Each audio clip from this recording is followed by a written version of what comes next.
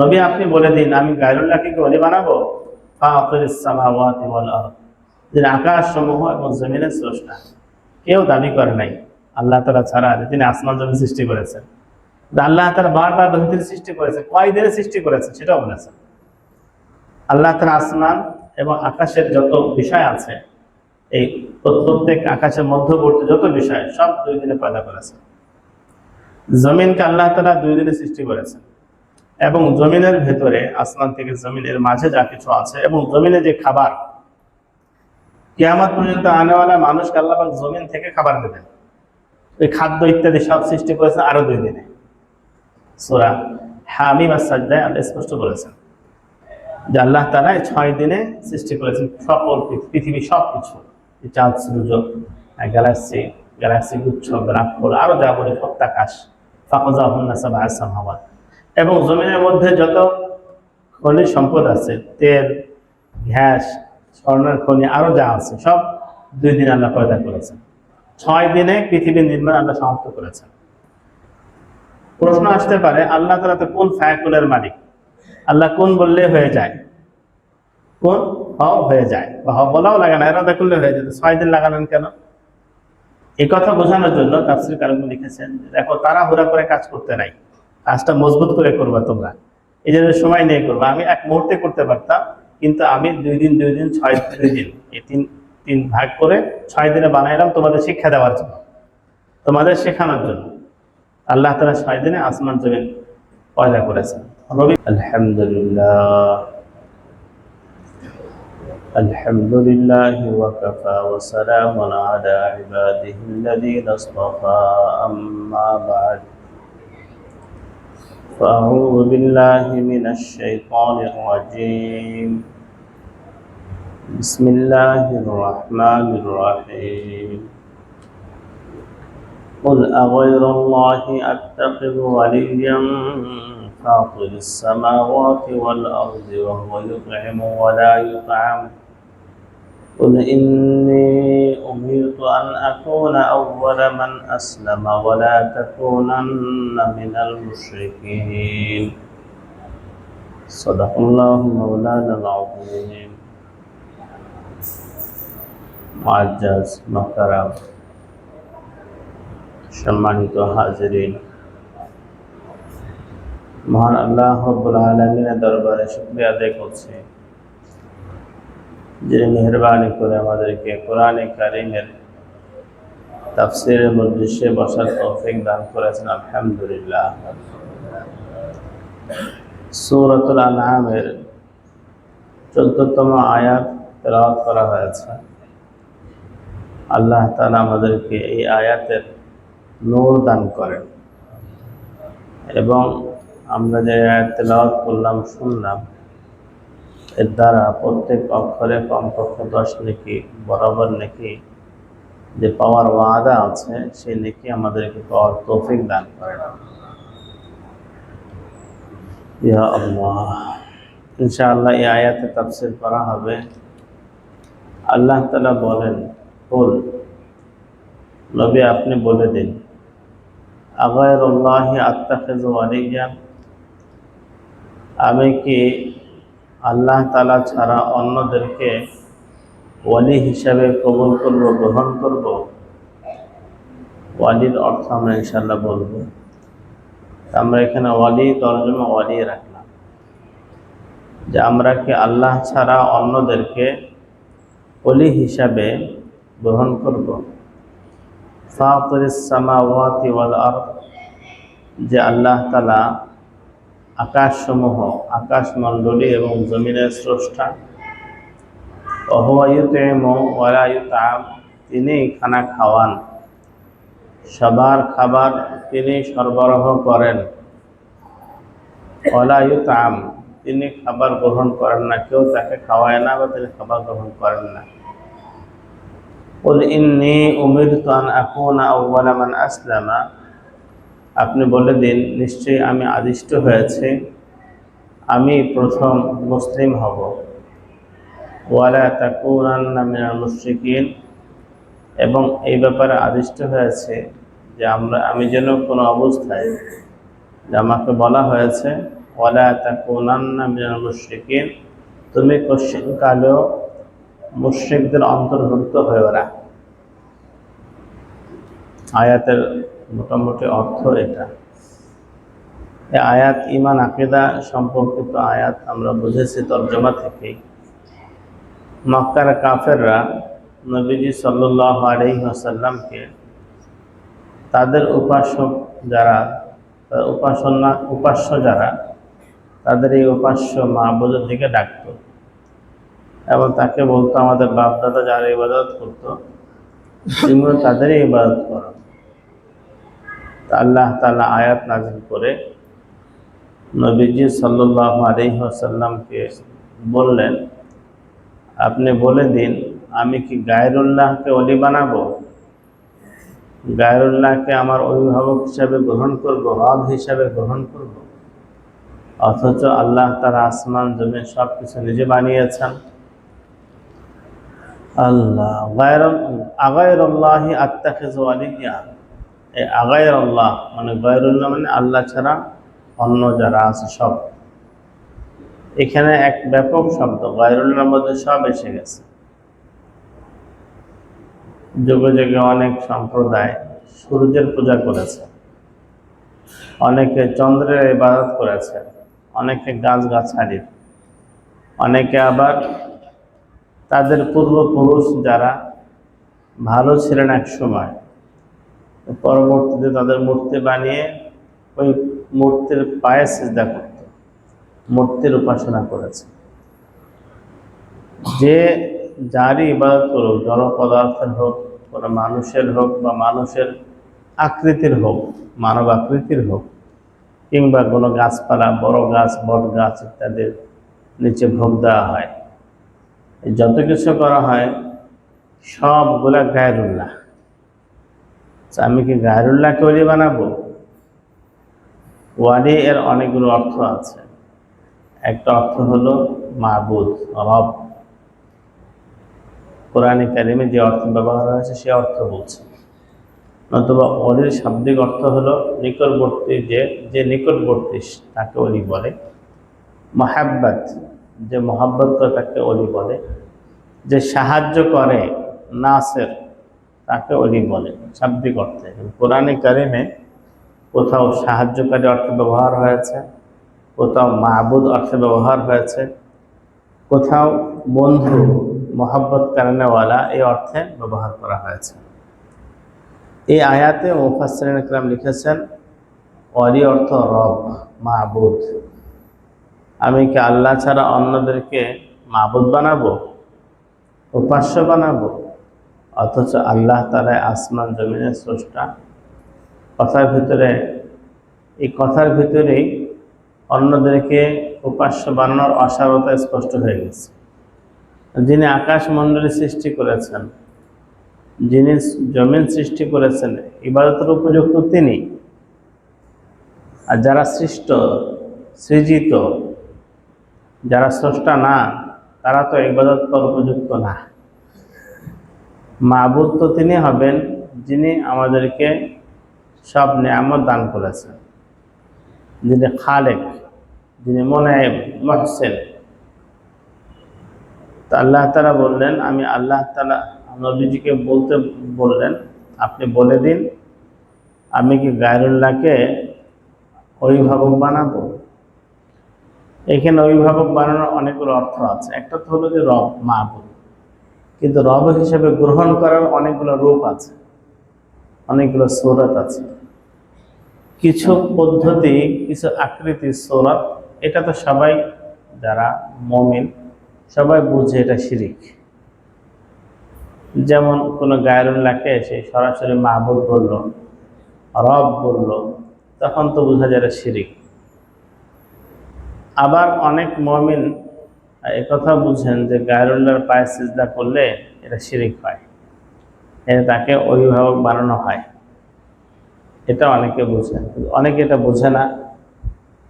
না বোঝার কারণে আল্লাহ পাকের জন্য যে ইবাদত খাস, যে ইবাদত আল্লাহ ছাড়া অন্য কারো করা যায় না, এমন ইবাদত অন্য জন্য করতে থাকে, ফলে শিরিক হয়।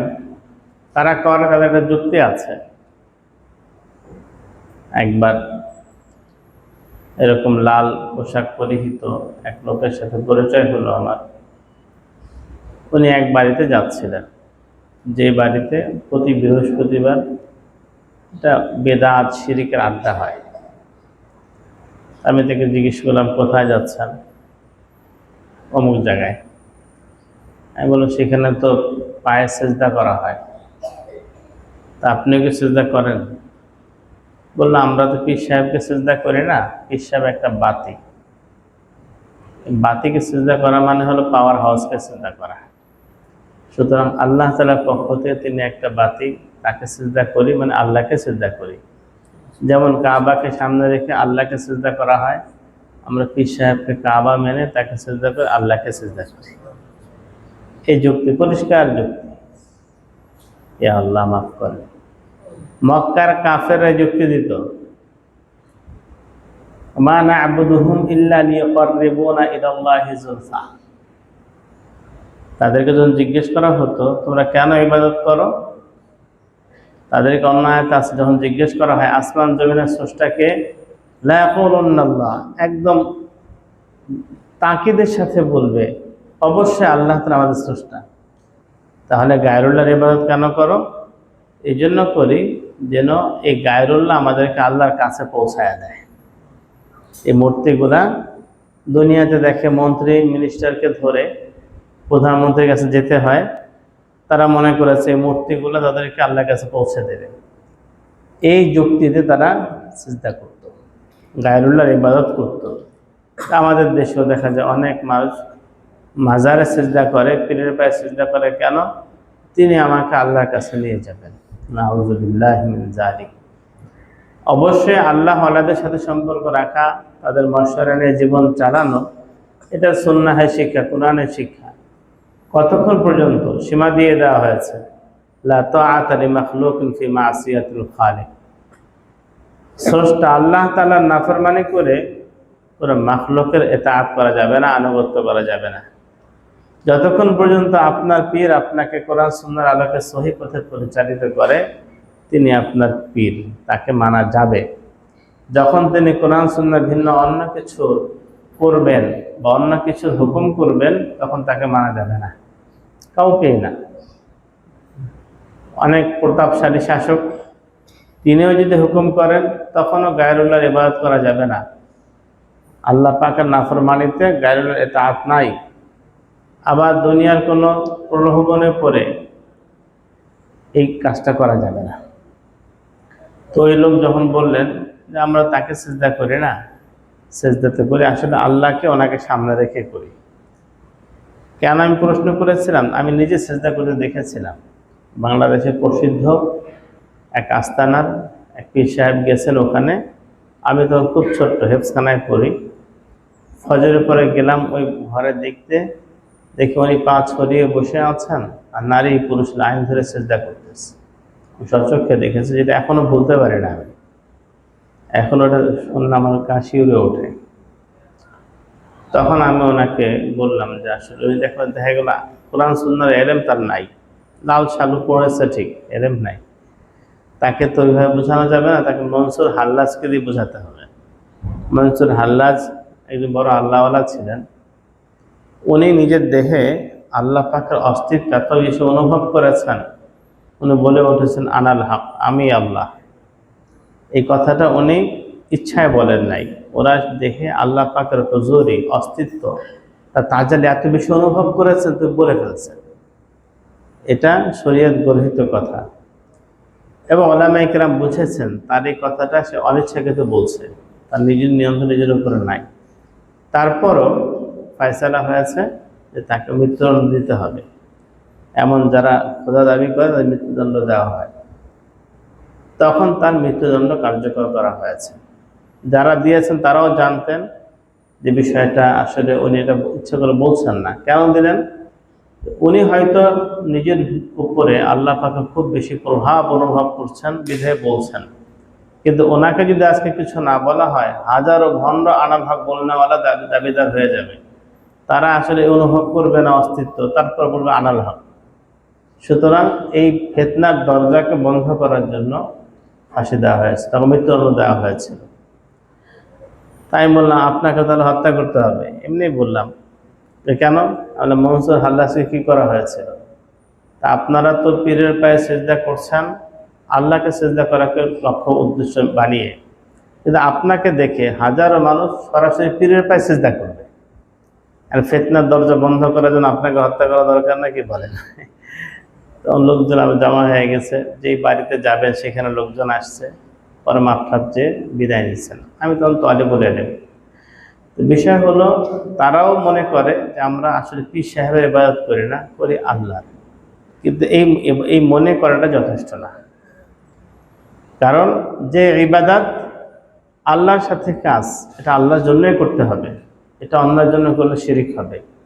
নামাজের কিয়াম, হাত বেঁধে দাঁড়িয়ে থাকা, রুকু করা, সেজদা করা, সব আল্লাহ পাকের জন্য, এটা বিশেষভাবে নির্দিষ্ট। এটা গায়রুল্লাহর জন্য করা যাবে না। মোহাম্মদপুরের এক ঘটনা, আমি যে এলাকায় থাকতাম এখনো আছে, হঠাৎ করে এসার পরে দেখি স্লোগান আমার বাসার পেছনে। আমি রোজ নামতে লিখছিলাম রাতের বেলা। কি হলো? পরে গিয়ে দেখলাম যে একটা খানকা হয়েছে। খানকা ভালো খানকা আছে আল্লাহওয়ালাদের, এটা তেমন না। পীর সাহেব দাড়ি ছাড়া বীজ ব্যবসায়ী, এবং সেখানে অনেক উল্টাপাল্টা কথা তিনি বলছেন, যেটা আমি রেকর্ড করেছি, লিখেছি। তো কখন পীর সাহেব আসবেন? বিকেলে আসবে। বিকেলে গেলাম পীর সাহেবের কাছে, আর অনেক আগের কথা, এটা 11-12 সালের দিকে। এখন দেখলাম যে তারা পীরের পায়ে সিজদা করা জায়েজের উপরে জায়েজ, আরো অনেক কিছু বলছেন।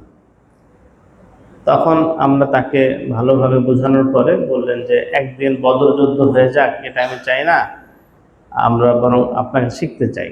আমাকে বলেন আপনাদের শিখতে চাই। আমি বললাম ঠিক আছে, কবে শিখবেন? বললো প্রতি শনিবার বাদ আসর। তো প্রথম শনিবার বাদ আসর আসলেন। সে যেহেতু মোহাম্মদের বীজ ব্যবসা করতো, তার অনেক মাস্তান আছে, তাদের নিয়ে আসছে কয়েকজনকে। তো উপরে গেছে, উনি বসেছেন আমাদের সামনে, এরা বসে না, হাত বেঁধে দাঁড়িয়ে আছে, একদম হাত বেঁধে। তা আমি অনেক, না এরা বসবে না, পীর সাহেবের সামনে হাত বেঁধে দাঁড়িয়ে থাকবে। তখন অনেক বোঝানোর পরে হাত ছেড়েছে।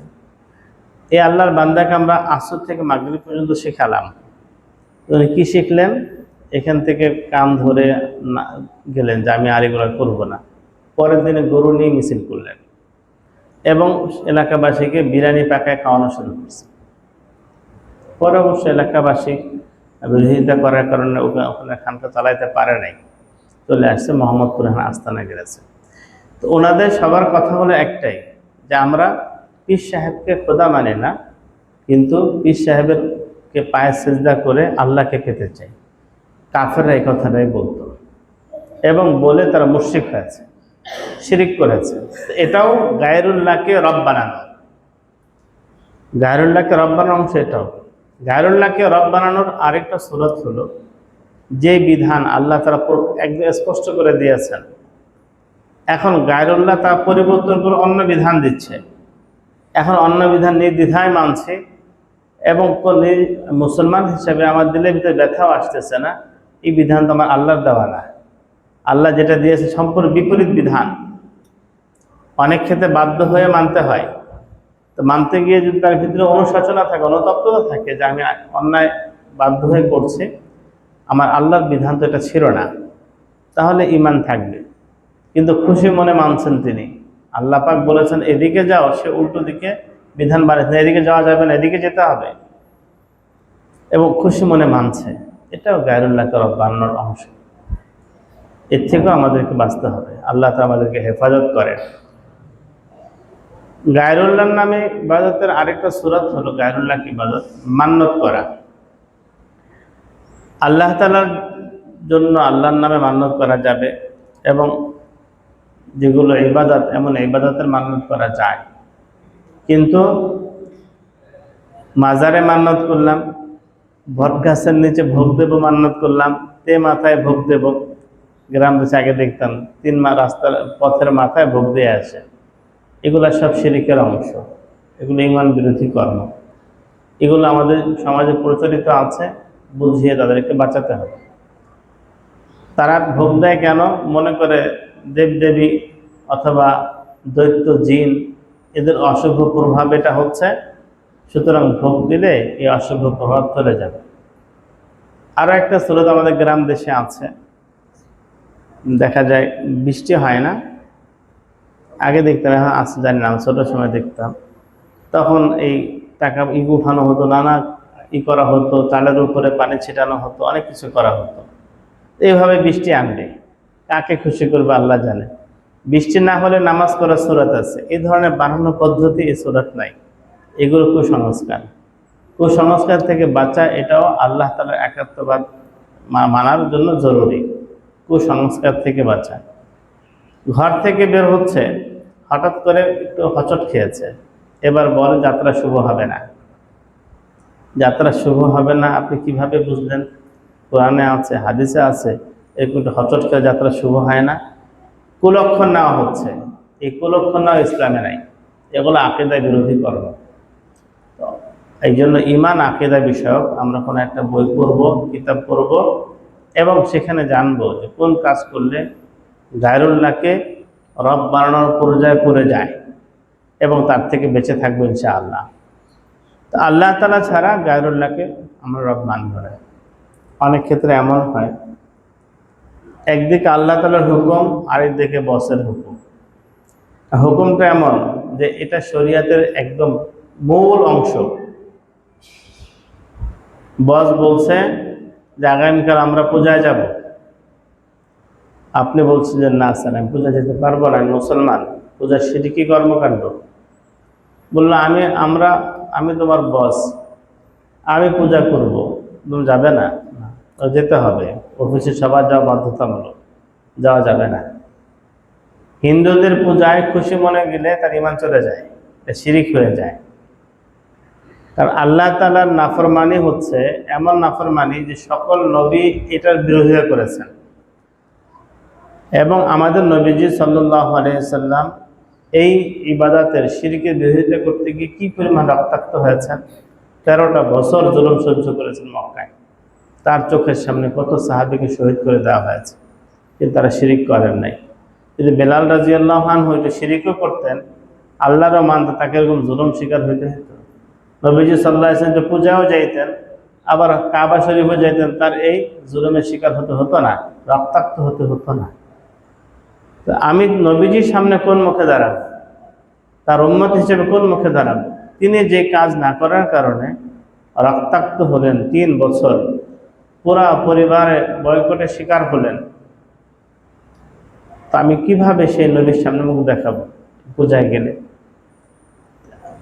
ক্রিসমাস ডে বা বড়দিন, ক্রিসমাস ডে উপলক্ষে শুভেচ্ছা জানাচ্ছেন, কিসের শুভেচ্ছা এটা? একটা হলো যে হ্যাঁ বাধ্যতামূলক, খ্রিস্টানকে কিছু বললেন, মুসলমানকে শুভেচ্ছা জানানোর কি আছে এখানে? মুসলমানের শুভেচ্ছা জানানোর বিষয় না এটা, এগুলো আকীদা বিরোধী কাজ। এই সকল কাজ থেকে আল্লাহ তাআলা আমাদেরকে হেফাজত করেন। তা আল্লাহ তাআলা বলছেন, কুল আগায়রুল্লাহি আত্তাখিযু ওয়ালিয়্যা, নবী আপনি বলে দিন আমি গায়রুল্লাহকে কি ওলি বানাবো? ফাতিরিস সামাওয়াতি ওয়াল আরদ, যিনি আকাশ সমূহ এবং জমিনের স্রষ্টা। কেউ দাবি করে নাই আল্লাহ তাআলা ছাড়া যে তিনি আসমান জমিন সৃষ্টি করেছেন। আল্লাহ তাআলা বারবার তিনি সৃষ্টি করেছেন, কয় দিনে সৃষ্টি করেছেন সেটাও বলেছেন। আল্লাহ তাআলা আসমান এবং আকাশের যত বিষয় আছে, এই প্রত্যেক আকাশের মধ্যবর্তী যত বিষয় সব 2 দিনে পয়দা করেছেন। জমিনকে আল্লাহ তাআলা 2 দিনে সৃষ্টি করেছেন, এবং জমিনের ভেতরে আসমান থেকে জমিনের মাঝে যা কিছু আছে, এবং জমিনে যে খাবার, কিয়ামত পর্যন্ত আনেওয়ালা মানুষকে আল্লাহ পাক জমিন থেকে খাবার দেবেন, এই খাদ্য ইত্যাদি সব সৃষ্টি করেছেন আরো 2 দিনে। সূরা হামিম আস-সাজদায় আল্লাহ স্পষ্ট বলেছেন যে আল্লাহ তাআলা 6 দিনে সৃষ্টি করেছেন সকল পৃথিবী, সব কিছু, চাঁদ সূর্য, গ্যালাক্সি গুচ্ছ, ব্ল্যাক হোল, আরো যা বলে সপ্তাকাশ, ফাকাযাহুন্না সাবআ সামাওয়াত, এবং জমিনের মধ্যে যত খনিজ সম্পদ আছে, তেল, গ্যাস, স্বর্ণের খনি, আরো যা আছে সব 2 দিনে আল্লাহ পয়দা করেছেন। 6 দিনে পৃথিবীর নির্মাণ আল্লাহ সমাপ্ত করেছেন। প্রশ্ন আসতে পারে, আল্লাহ তাআলা তো কোন ফায়াকুলের মালিক, আল্লাহ কোন বললে হয়ে যায়, কোন হও হয়ে যায়, বা হ বলাও লাগে না, এরাদা করলে হয়ে যেত, 6 দিন লাগালেন কেন? এই কথা বোঝানোর জন্য তাফসীর কারকরা লিখেছেন, দেখো তাড়াহুড়া করে কাজ করতে নাই, কাজটা মজবুত করে করবা তোমরা, এই জন্য সময় নিয়ে করবা। আমি এক মুহূর্তে করতে পারতাম, কিন্তু আমি 2 দিন 2 দিন 2 দিন এই তিন ভাগ করে 6 দিনে বানাইলাম তোমাদের শিক্ষা দেওয়ার জন্য, তোমাদের শেখানোর জন্য।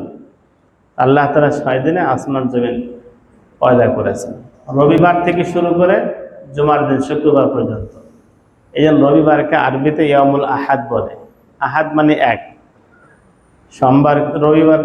সোমবারকে বলে ইয়ামুল ইসনাইন, মানে দ্বিতীয় দিন। মঙ্গলবারকে বলে ইয়ামুল সুলাসা, তৃতীয় দিন। বুধবারকে ইয়ামুল আরবিআ, চতুর্থ দিন। বৃহস্পতিবারকে ইয়ামুল খামিস, পঞ্চম দিন। আর জুমার দিন তো সবগুলো জামে হয়ে গেছে একসাথে, এই জন্য জুমার দিন। আরবিতে নামগুলো মিল আছে। ইয়ামুস সাbt, শনিবারকে ইয়ামুস সাbt বলে, মানে এই দিন কোনো কর্ম নাই। সাবতন মানে হলো সব কাজ থেকে ছুটি। আল্লাহ তাআলা যেহেতু পৃথিবীর নির্মাণ থেকে শেষ করে ফেলছেন, এই জন্য এই দিনকে ইয়ামুস সাbt হিসাবে আরবরা বলে থাকে, আরবিতে এটা প্রসিদ্ধ। আল্লাহ তাআলা আসমানকে কয়দিনে সৃষ্টি করেছেন, কোন আসমানে কি দিয়েছেন সব বললেন। আর কেউ দাবি করে নাই যে আমি করেছি, বা সে বলে না যে আমার মাবুদ করেছে। হিন্দুরাও বলে না, খ্রিস্টানরা বলে না, ইহুদিরা বলে না, কেউ বলে না। হ্যাঁ, নাস্তিকরা বলে এমনি এমনি হয়ে গেছে, তারা বলে এমনি এমনি হয়ে গেছে। সে কি তার বাপ মা থেকে এমনি, বাপ মা ছাড়া এমনি এমনি হয়ে গেছে? সে যখন এমনি এমনি হতে পারলো না, ছোট্ট একটা মাখলুক আসমান জমিন কেমনে হয়? এইভাবে সব যুক্তি বিরোধী কথা। ওরা যুক্তির পিছনে ছুটছে, আসলে যুক্তি তারা নিজেরাই যুক্তি মানে না। আল্লাহ তাআলা আমাদের সবাইকে সঠিক ঈমান আকীদা পোষণের তৌফিক দান করেন। তো আল্লাহ তাআলা বলেন, আপনি বলে দিলে বিশাল আকাশ সমূহ যে সৃষ্টি করেছেন, জমিন যে সৃষ্টি করেছেন, তাকে বাদ দিয়ে অন্যদেরকে ইলাহ বানাবো? ইচ্ছে তো বোকামিতে আর কিছুই নাই। আল্লাহ তাআলা আমাদেরকে সঠিক আকীদা পোষণের তৌফিক দান করেন। আল্লাহ তাআলাকে ইলাহ হিসেবে, ওলি হিসেবে গ্রহণ করার তৌফিক দান করেন। ওলির একটা অর্থ হলো বন্ধু। আল্লাহ তাআলা আমাদের যেমন অভিভাবক, তিনি যেমন আমাদের মালিক, মা'বুদ, একইভাবে তিনি আমাদের পরম বন্ধু। আল্লাহ তাআলা মুমিনের বন্ধু, নিজেই বলেছেন আল্লাহু ওয়ালিয়ুল্লাযীনা আমানু। আল্লাহ তাআলা মুমিনের বন্ধু, অভিভাবক, সাহায্যকারী। আবার বলেছেন মুমিনরা আল্লাহ তাআলার বন্ধু। আলা ইন্না আউলিয়া আল্লাহি লা খাউফুন আলাইহিম ওয়া লা হুম ইয়াহজানুন আল্লাযীনা আমানু ওয়া কানু ইয়াত্তাকুন। আল্লাহর যারা বন্ধু হন তাদের কোনো ভয় নাই, কোনো চিন্তা নাই। আল্লাহর বন্ধু কারা? যারা ঈমানওয়ালা, তাকওয়াওয়ালা। মুমিনরা আল্লাহর বন্ধু মানে আল্লাহর মহব্বতের লোক। মুমিনগণ আল্লাহর বন্ধু মানে আল্লাহ সাহায্যকারী এমন না, আল্লাহর মহব্বতের মানুষ তারা। আল্লাহ তাআলাকে ভালোবাসেন, আল্লাহ তাদেরকে ভালোবাসেন। এই জন্য মুমিন যখন প্রকৃত মুমিন হবে, তাকওয়াওয়ালা মুমিন হবে, তখন আল্লাহ তো অভিভাবক, নাসের, মাবুদ সব আছেন, সাথে সাথে বন্ধু হয়ে যাবেন। উলামায়ে কেরাম এই জন্যই বলেন, আমরা বান্দা হয়ে দুনিয়াতে এসেছি, বান্দা হয়ে দুনিয়াতে এসেছি, আল্লাহ দাস হয়ে, গোলাম হয়ে। এখানে যদি ঈমান আর তাকওয়ায় সুসজ্জিত হতে পারি, আল্লাহ তাআলা তখন শুধু বান্দা রাখবেন না, বন্ধু বানায় দেবেন। বন্ধু হয়ে দুনিয়া থেকে যেতে হবে। আল্লাহ তাআলা জান্নাত থেকে সবাইকে দুনিয়ায় পাঠিয়েছেন, যাও সেখানে রিয়াজত মুজাহাদা করো, আমাকে খুশি করার চেষ্টা করো। আল্লাহ কিভাবে করবো? মডেল পাঠালাম নবীজিকে, ওনাকে দেখো, ওনাকে ফলো করো, ওনার প্রত্যেক বিষয়ে তুমি অনুসরণ করো, তাহলে তুমি আমার বন্ধু হয়ে যাবে। আর দুনিয়া থেকে তুমি বন্ধু হয়ে যাবে, আবার তোমাকে আমি জান্নাতে নিয়ে আসবো। দুনিয়া থেকে আল্লাহর কাছে যাওয়ার জন্য আল্লাহর বন্ধুত্ব অর্জন করা জরুরি। আল্লাহ তাআলা তার বন্ধুদেরকে দুনিয়া থেকে আল্লাহ তাআলা আবার জান্নাতে নিয়ে যাবেন। জান্নাতে আমরা সবাই থাকবো ইনশাআল্লাহ। আল্লাহ পাক সবাইকে তৌফিক দান করুন। কেন থাকবো জান্নাতে? এটা একটা প্রশ্ন। জান্নাতে সেখানে তো কোনো কষ্ট নাই, সেখানে কোনো নোংরা কিছু নাই, পেশাব পায়খানা কিছুই হবে না, কোনো বাথরুম নাই, কিছুই, হাসপাতাল নাই, কিছু থাকবে না, সুখ আর সুখ। কিন্তু এত সুখে আমরা কেন থাকবো? কারণ হলো আমরা যে আল্লাহর বন্ধু, আল্লাহ তারা মাঝে মাঝে আমাদের সাক্ষাৎ দেবেন। তা আল্লাহ সাক্ষাৎ করার জন্য জান্নাতে যাব আমরা। এখন প্রধানমন্ত্রীর গেস্টদেরকে কি তারা বসতে ঘরে রাখবে? প্রধানমন্ত্রীর গেস্ট যারা আসবে তারা তো ওরকম সুন্দর ভবনে রাখবেন। আল্লাহ তাআলা মেহমান আমরা যেহেতু হব, আল্লাহ তাআলা আমাদেরকে অনন্ত অসীম কালের জন্য জান্নাতের মালিক বানায় দেবে। যে তোমরা আমার মেহমান, আমার বন্ধু, এখানে থাকো আর মাঝে মাঝে আমার সাথে সাক্ষাৎ করতে থাকো। আসলে তো জান্নাতে যাব আল্লাহকে পাওয়ার জন্য, আল্লাহকে দেখার জন্য, আল্লাহর সাক্ষাৎ লাভের জন্য, আল্লাহর দিদারের জন্য। এই জন্য আল্লাহ তাআলার মুমিনের জন্য সবচেয়ে বড় নিয়ামত রেখেছেন আল্লাহর জিয়ারত, আল্লাহর দিদার। লিল্লাযিনা আহসানুল হুসনা ওয়া জিয়াদা। আল্লাহ বলেন যারা ভালো কাজ করবে আল্লাহ ভালো পরিণাম দেবেন আর বাড়তি কিছু দেবেন। বাড়তি কি? আল্লাহ দিদার দান করবেন। ওইটাই লক্ষ্য, ওইটাই উদ্দেশ্য, আল্লাহর সান্নিধ্যে যাওয়া। ইয়া আল্লাহ, তা আল্লাহর সান্নিধ্যে যেতে হলে আল্লাহর বন্ধু হতে হবে। আল্লাহর বন্ধু হওয়ার জন্য সংজ্ঞা সহজ, আল্লাহ পাক বলে দিয়েছেন ঈমান আর তাকওয়া। আমি আলহামদুলিল্লাহ আমরা মুমিন, ঈমানটাকে হেফাজত করব আর আল্লাহর মহব্বত, আল্লাহর ভয়, গুনাহ ছাড়ব, আল্লাহর বন্দি করে যাব ইনশাআল্লাহ। তাহলে এই দুনিয়া থেকে আমাদের যাওয়ার সময়টা বড় সুখময় হবে। মৃত্যুর মাধ্যমে সব কষ্ট শেষ হয়ে যাবে। হযরত রাসূল করিম সাল্লাল্লাহু আলাইহি ওয়াসাল্লাম ইন্তেকালের আগে খুব কষ্ট পাচ্ছিলেন, তার মাথা খুব ব্যথা, জ্বর। নবীজি সাল্লাল্লাহু আলাইহি ওয়াসাল্লাম মাথা ব্যথা শিকায়ত করতেছিলেন। তখন ফাতেমা রাদিয়াল্লাহু আনহা বসে বিলাপ করলেন, ওয়া কারবা আবি, হায় আমার বাবার কষ্ট, বাবার কষ্ট হচ্ছে। নবীজি সাল্লাল্লাহু আলাইহি ওয়াসাল্লাম সান্ত্বনা দিয়ে বললেন, লা কারবা আবিকে বাদাল ইয়াউম, ফাতেমা আজকের পরে তোমার বাবার আর কষ্ট হবে না। আমার এই যখন এটা পড়ি বা বলি আমার মনে হয় নবীজি সিনার ভেতরে কত কিছু হয়তো স্মরণ হয়েছে। আমাকে আর তায়েফে রক্তাক্ত করা হবে না, আমাকে আর উহুদের দাঁত শহীদ করা হবে না, আমাকে মক্কার কাফেররা গালাগালি করবে না, আমার গলায় গামছা বেঁধে আর টানবে না, সব দুঃখ কষ্ট এখানেই শেষ। তো মুমিনেরও মৃত্যুর সাথে সাথে সব কষ্ট শেষ, সব কষ্ট শেষ। এই কি কয়েকদিন একটু কষ্টের জীবন। হয়তো আমি হারাম পথে গেলে বড় বিল্ডিং বানাতে পারবো, ভালো খেতে পারবো, ভালো পড়তে পারবো, সন্তানদেরকে ভালো অবস্থা রাখতে পারবো, কিন্তু মৃত্যুর পরে তো পায়েত খারাপ। আর যদি আমি এখন হালাল হারাম বেঁচে চলি একটু কষ্ট হবে, হয়তো কুড়ে ঘরে থাকলাম, তো ছেঁড়া জামা পরলাম, একটু সন্তানদের মনের মুখ দেখতে হলো, এদেরকে আমি হয়তো আমার বন্ধুর বাচ্চাদের মতো চকচকে পোশাক পরাতে পারছি না। কিন্তু মৃত্যুর সাথে সাথে যে জীবন শুরু হবে অনন্ত অসীম করে, ইনশাআল্লাহ আপনি যেই পোশাক পরতে যাবেন তাই পরাবে, যেমন ভালাখানায় থাকতে যাবেন তাই দেবেন, আল্লাহ তাআলা যা খাইতে যাবেন তাই খাওয়াবে। কয়েকটা দিন নিজেকে বোঝানো, পরিবারকে বোঝানো, দেখো অল্প দিনের আমরা এখানে আছি, এখানে আমরা কামাইয়ের জন্য এসেছি, এখানে আমরা আল্লাহর রেজা কামাই করে যাব, আল্লাহকে খুশি করে যাব। মৃত্যুর পরে আমরা আল্লাহর দিদার লাভ করব, আল্লাহর মেহমান হব, আল্লাহর বন্ধু হয়ে থাকব, আর আল্লাহ আমাদেরকে এই দেবেন। আল্লাহু আকবার। আসমান জমিন সব কিছু বানানোওয়ালা তিনি। অহুয়া ইউতঈমু ওয়ালা ইউতআম, তিনি খানা ব্যবস্থা করেন, খাবার খাওয়ান। ওয়ালা ইউতআম, তাকে খানা খাওয়ানো হয় না। অর্থাৎ আল্লাহ তাআলা পানাহার থেকে ঊর্ধ্বে, আল্লাহ পাক পানও করেন না, খানো না, আল্লাহ পাক এগুলো প্রয়োজন নাই। আল্লাহ পাকের খাবার দাবার এটা প্রয়োজন হয় না। খাবার দাবার আল্লাহ তাআলা যে সকল মাখলুকের জন্য বরাদ্দ রেখেছেন তাদের জন্য প্রয়োজন হয়। অনেক মাখলুক এমন আসলে খাবার লাগে না, এবং এই ধরনের খাবার লাগে না। যেমন ফেরেশতাদেরকে আল্লাহ পাক খাবারের ব্যবস্থা করেছেন রিজিক, জিকির। ওনারা জিকির করলে খাবার জরুরত পুরা হয়ে যায়, ওনাদের আলাদা খাবারের দরকার হয় না। খাবার ছাড়াও অনেক মাখলুক বেঁচে থাকে, আল্লাহ তাদেরকে বাঁচাইতে চান।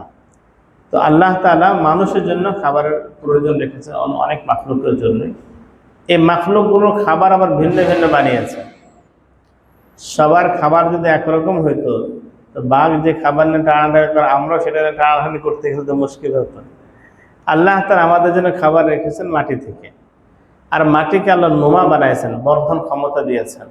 সারা পৃথিবীর মানুষ সবাই যদি মাটি খেত আর মাটি কমে যেত তাহলে একসময় পৃথিবীটাই খাওয়া হয়ে যেত। কিন্তু আল্লাহ তার আদম আলাইহিস সালাতু ওয়াস সালাম থেকে পৃথিবীর শেষ মানুষ পর্যন্ত সবাইকে মাটি খাওয়াবে, কিন্তু মাটি 1 ইঞ্চও কমবে না।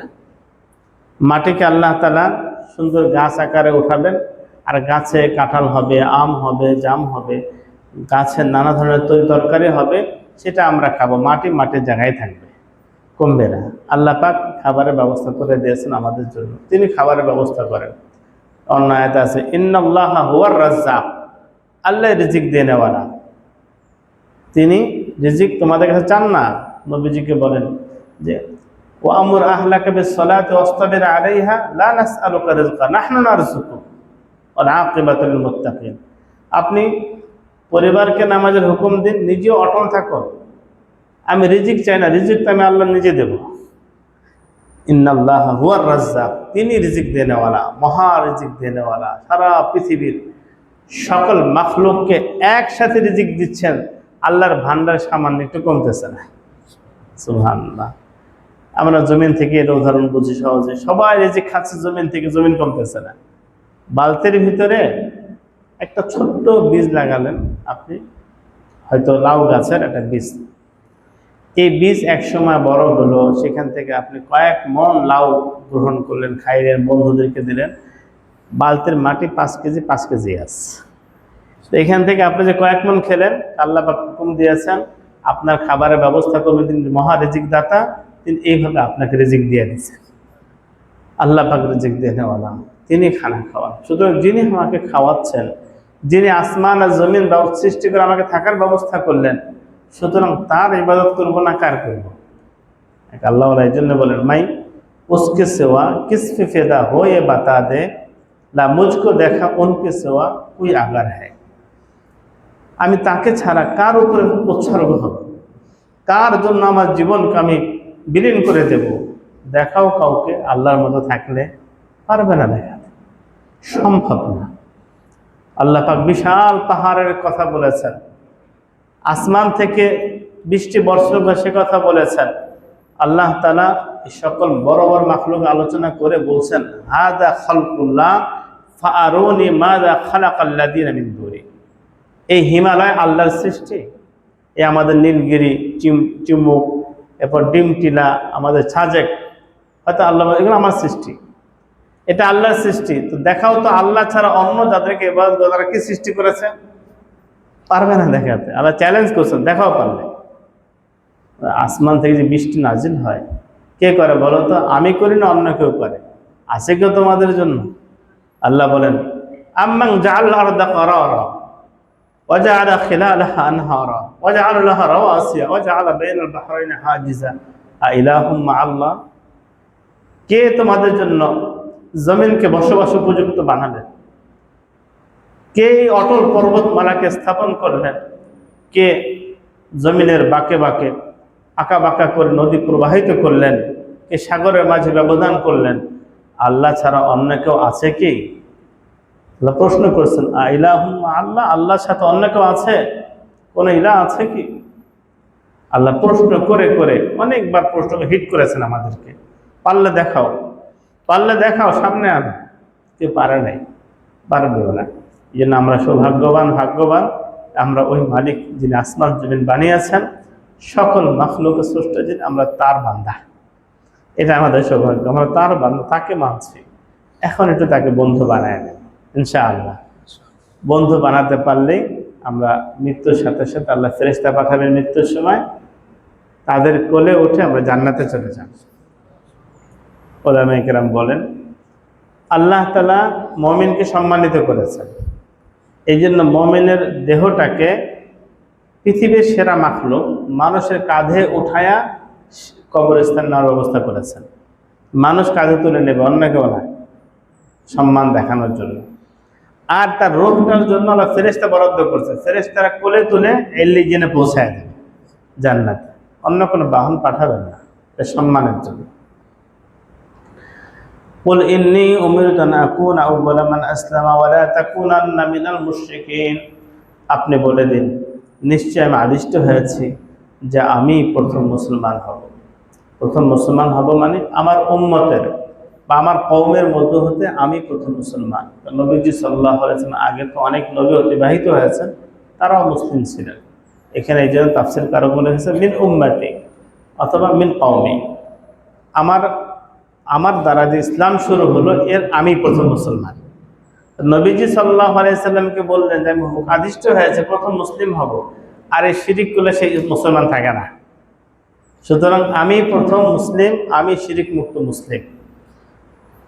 এখান থেকে একটা বড় শিক্ষা, আমরা যারা দিনের কথা বলি, মানুষকে ভালো কথা বলি, আমাদের জন্য জরুরি হলো প্রথমে আমি ভালো হব ইনশাআল্লাহ, আমি মানব, নিয়ত করা, পরে না পারলে তওবা করা।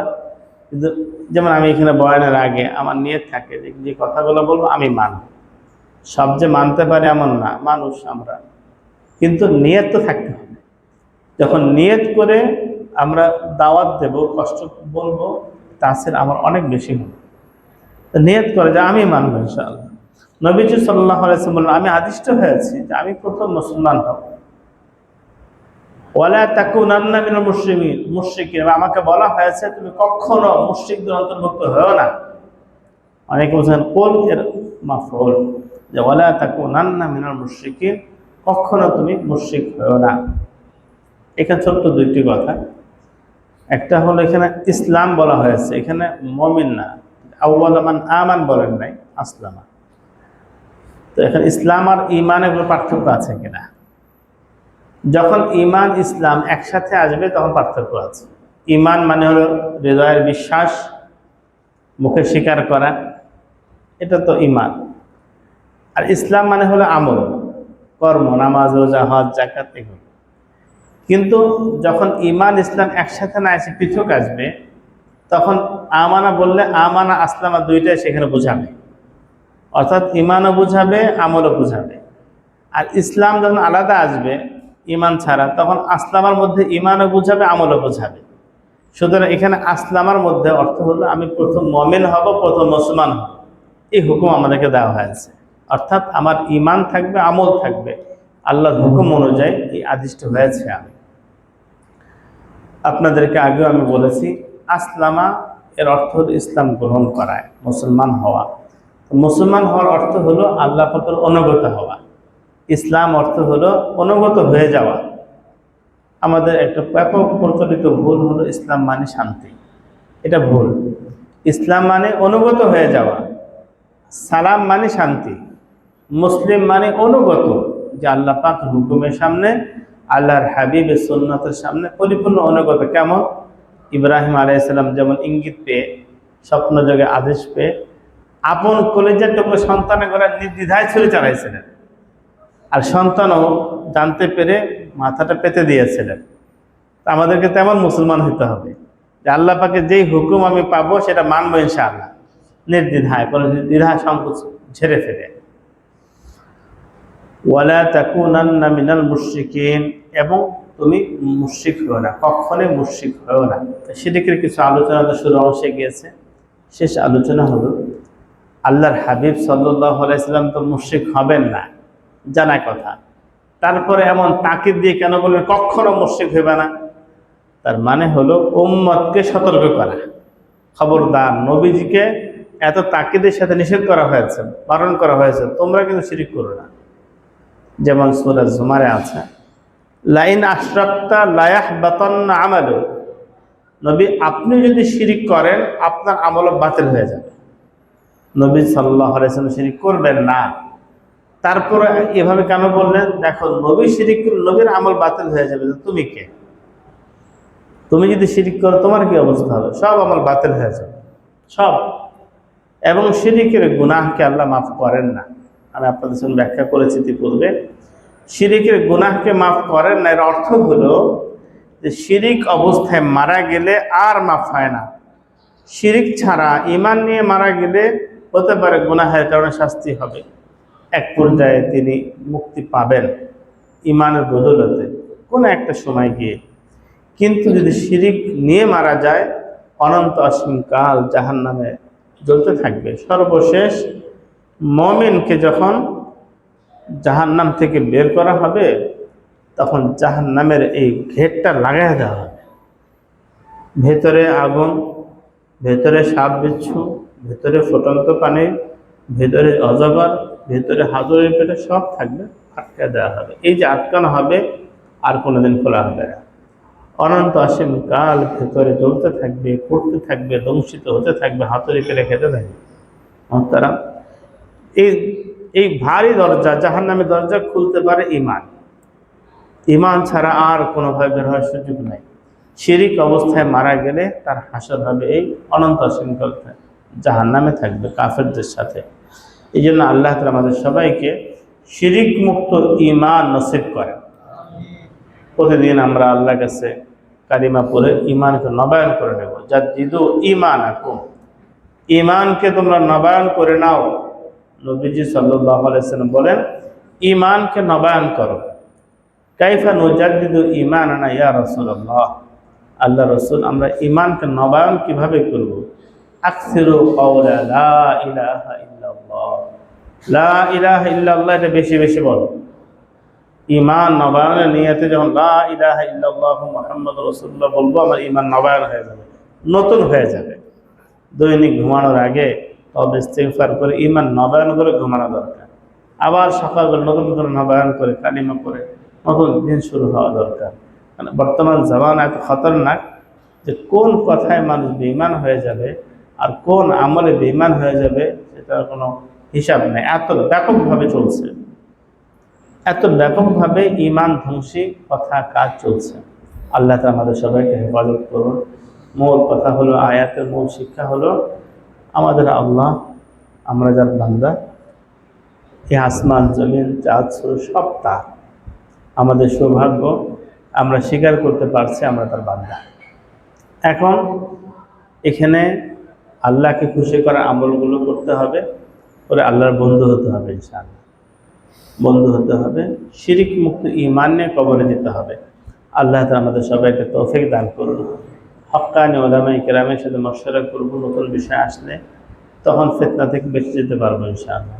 দেখা গেছে নতুন নতুন নামে হিজবুত তাওহীদের ফিতনা তো অনেক আগে ছিল না, ইদানিং শুরু হয়েছে খুব বেশি। আগে অল্প অল্প ছিল কিছুদিন আগে, এখন অনেক মুসলমান সমস্যা কি, আলেমদের এত জ্বালা হয়ে খায় কেন, নানান কথা বলে। আলেমরা তো সবাইকে জান্নাতে বানাতে চায়, জাহান্নাম থেকে বাঁচাইতে চায়। এই জন্য তাদের ভ্রান্তিগুলো তুলে ধরতেছে। ওনাদের এই ভ্রান্তিগুলো আছে, এগুলো মানলে ঈমান থাকে না। কাদিয়ানীদের ভ্রান্তিগুলো ধরা হয়। শেষ নবীকে তারা শেষ নবী মানে না, নবী মানে শেষ নবী মানে না। শেষ নবী না মানলে তার ঈমান থাকে না, কাঠটা কাফের হয়ে যায়।